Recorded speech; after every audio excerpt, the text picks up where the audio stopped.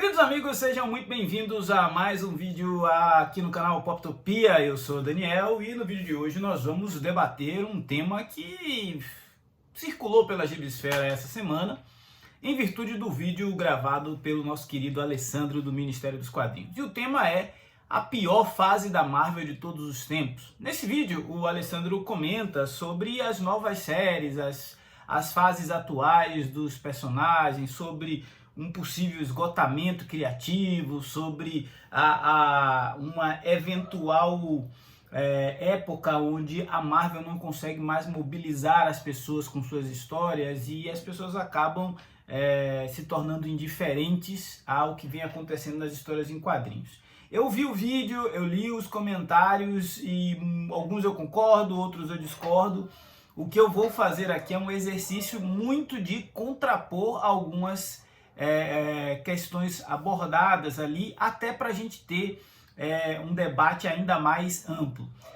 Antes de entrar nos meus motivos pelos quais eu não concordo que essa seja a pior fase da Marvel, eu queria te lembrar que a nossa campanha de Texas Kid está disponível no Catarse. Então você pode apoiar o primeiro lançamento da editora Poptopia utilizando o link aqui na descrição do vídeo, dando essa moral e fazendo parte deste momento histórico do lançamento do nosso primeiro quadrinho, que já tem todos os detalhes em um vídeo que eu vou deixar aqui no card. Agora vamos falar sobre essa pior fase da Marvel de todos os tempos. Estamos vivendo realmente esta fase tão terrível como alguns apontam, e o Alessandro com muita clareza conseguiu elencar alguns motivos pelos quais ele acredita nisso? Eu acho que não. Temos muitos indícios de que a Marvel está passando por uma fase onde as histórias em quadrinhos se tornaram laboratórios para os filmes do MCU. Isso é evidente, né? Muito daquilo que acontece nas HQs é reflexo de algumas decisões tomadas para promover, conectar, engajar, articular tudo em cima dos filmes e das séries que são produzidas para o público que chegou a partir dos sucessos dos Vingadores, dos Guardiões da Galáxia e tudo mais. Isso é um fato, né? Ver, por exemplo, a Kamala Khan da série ser transformada, ser anunciada como mutante e automaticamente os quadrinhos terem que se adaptar para isso, é um indício de que, sim, as HQs hoje são um reflexo das decisões tomadas para outras mídias. No entanto, eu resisto à ideia de que tudo que está sendo produzido é muito ruim ou não chama a atenção. Eu acho que um dos fenômenos que a gente tem recentemente, não só na Marvel, mas no Brasil como um todo também, na DC, no meio do colecionismo, é que muita coisa é lançada. E aí a gente acaba tendo aquela sensação de que pouca coisa se salva nesse oceano de lançamentos e de séries e de títulos. E é por aí que eu já quero elencar um dos primeiros pontos, né? Recentemente, nos últimos, 10 anos, as principais séries bem-sucedidas da Marvel foram aquelas séries mais curtas. E esse fato da gente ter fases mais curtas, séries mais pontuais, estão sendo nessas séries que a gente tem lido as melhores histórias, né? É diferente de outras épocas, quando nos anos 80, Chris Claremont e John Byrne tinham 15 anos em X-Men, Frank Miller passava anos à frente do Demolidor, os Vingadores do Byrne também, do Kurt Busiek, todas fases muito longevas. Agora não. Agora você tem fases que são muito bem sucedidas em um intervalo curto de tempo e entregando histórias pontuais. Eu quero até elencar alguma delas, né? A gente teve, por exemplo, o Kieron Gillen escrevendo uma espetacular fase nos Eternos. É uma fase que eu publicarei aqui nesses 2 encadernados. Saiu um terceiro encadernado que é só um complemento e um prelúdio para o grande evento que se transformou os Eternos versus Vingadores versus X-Men. Mas se você pegar para ler as 12 edições publicadas aqui, nessas dois primeiros arcos, você encontra uma história de ficção científica, de Deus Ex Machina, um negócio com absurda criatividade do Kieron Gillen, que depõe exatamente contra a ideia de esgotamento. Por quê? Porque ele reimagina um conceito criado pelo Jack Kirby há quase 60 anos, que é o conceito por trás dos Eternos, né? Ele reinventa a sociedade dos Eternos, e isso, para mim, é um indício daquilo que vem acontecendo de melhor na Marvel de agora, que é a pulverização do protagonismo. Esse é o meu segundo ponto. Nós temos um protagonismo que não pertence mais ao Homem-Aranha exclusivamente, aos X-Men, aos Vingadores e ao Quarteto Fantástico. Nós temos uma Marvel que aposta, até empurrada um pouco pela ideia de promover a diversidade, aposta em protagonistas improváveis, aposta em títulos e em personagens que em outros momentos ficariam na periferia do universo Marvel, como por exemplo o próprio Doutor Estranho. O Doutor Estranho ganhou notoriedade, claro, com os filmes, com as participações no MCU, mas ele também conseguiu nos últimos anos ter uma sequência de séries e de história e uma ampliação da sua relevância dentro do universo Marvel muito bacana. Um dos pontos altos que eu acho dessa fase recente do Doutor Estranho é justamente a morte do Doutor Estranho, escrita pelo Jed MacKay, que é hoje responsável também pela série atual dos Vingadores e que assumiu outros títulos na Marvel. Mas reparem, então a gente tem aqui séries mais pontuais, como por exemplo, apesar de ter durado 11 edições, a fase do Immortal Hulk de Al Ewing é celebrada por todo mundo como algo muito inventivo, como algo muito relevante, como um frescor e um resgate daquilo que era o Hulk do terror lá das suas origens. Então, e isso é coisa recente, né? Mesmo a fase atual do Incrível Hulk pelo Philip Kenneth Johnson, que tem vídeo aqui no canal, também é algo muito interessante de ser acompanhado. Claro, é uma abordagem diferente para o Hulk, é uma abordagem mais mística, mais totêmica, mais monstruosa e menos heróica.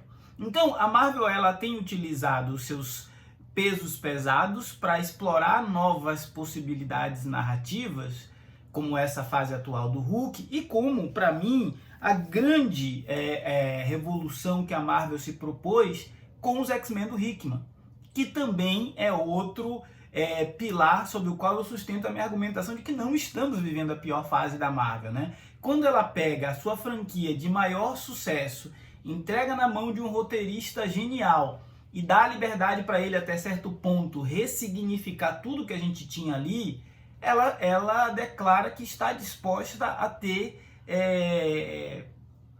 uma novidade para seu público, né? Uma tentativa de inclusive encontrar novos públicos.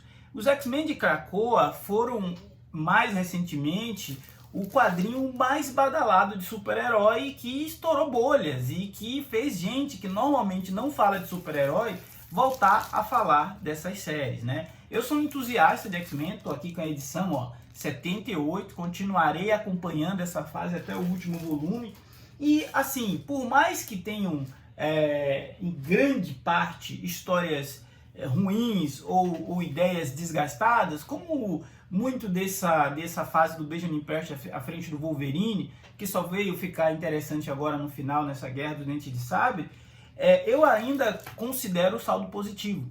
O saldo é positivo porque a Marvel, além de estar com essa rotatividade do protagonismo e apostando em séries mais curtas e pontuais, que dá a oportunidade do leitor acompanhar sem a necessidade de um compromisso muito longevo, com exceção, claro, dos X-Men de Krakoa, todos os demais títulos, como por exemplo o Quarteto Fantástico, está passando por fases que dá para você acompanhar sem a necessidade de conexão com outras histórias. E isso para mim também é uma evolução, né? A gente passou por um período onde para você entender o que estava acontecendo na Marvel naquele momento, você precisava ler toda a linha de publicação da editora. E isso ainda acontece quando tem os mega eventos, né? Como o que acometeu a série dos Eternos e a série dos X-Men, que mesmo durante a fase Krakoa precisou se conectar com inúmeros mega sagas, Mas aqui a gente, por exemplo, tem a morte do Doutor Estranho, foi um caso isolado e autocontido. O Quarteto Fantástico do Ryan North está sendo algo isolado e autocontido, dá para ler tranquilamente. O Cavaleiro da Lua do Jed MacKay também foi um exemplo daquilo que a Marvel tem feito de moderno e que funciona bem. Outro exemplo que eu acho interessante citar são os Vingadores, que estavam... aquela Corporação Vingadores do Al Ewing, também é um material muito interessante, que dá uma abordagem diferente para os Vingadores. A gente tem um Luke Cage sucedendo o Wilson Fisk na prefeitura de Nova York, dando mais liberdade para os super-heróis agirem depois daquele evento Reinado Sombrio. E isso eu estou falando de coisas recentes dentro do universo Marvel 616. Quando a gente olha, por exemplo, para além do 616 e relembra que o universo Ultimate está sendo retomado e que tudo que foi lançado até agora tem sido bastante interessante, pelo menos o que eu li, tá? Que são esses 3 encadernados, e estou na expectativa de ler o encadernado dos X-Men. Então, essas motivações, esses pilares aí, me fazem discordar de que a gente está vivendo a pior fase da Marvel. A retomada do universo Ultimate, para alguns, pode parecer a reciclagem de uma ideia já aproveitada. Para outros, pode ser uma nova oportunidade da gente explorar conceitos que dentro do universo regular não seriam possíveis por causa desse compromisso da Marvel com o cinema e com as outras mídias. Então, eu resisto a essa ideia de que é o pior momento, porque eu vejo pontos positivos, abordagens acertadas e algumas iniciativas que me parecem ser iniciativas que mereciam até mais destaque.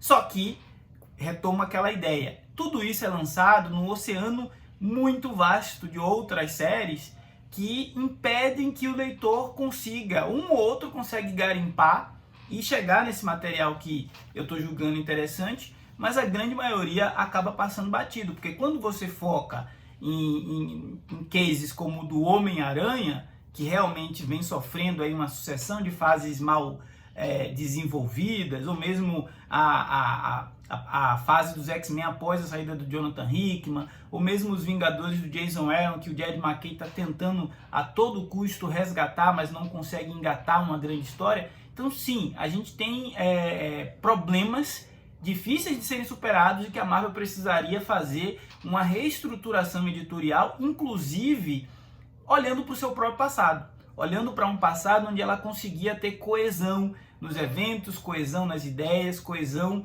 nas propostas e nos propósitos de cada título. O que parece ter hoje é uma emergência de muitas ideias pouco desenvolvidas, e aquelas que são mais desenvolvidas acabam sendo ofuscadas pelas ideias ruins, que geram uma repercussão maior e acabam ganhando mais visibilidade do que as coisas interessantes. Essa é a minha opinião. Eu sou um entusiasta da nona arte, como eu acho que o Alessandro como eu acho que todo mundo que está assistindo esse vídeo também seja, mas aqui a gente tem perspectivas diferentes. Eu sou otimista quanto ao futuro da Marvel.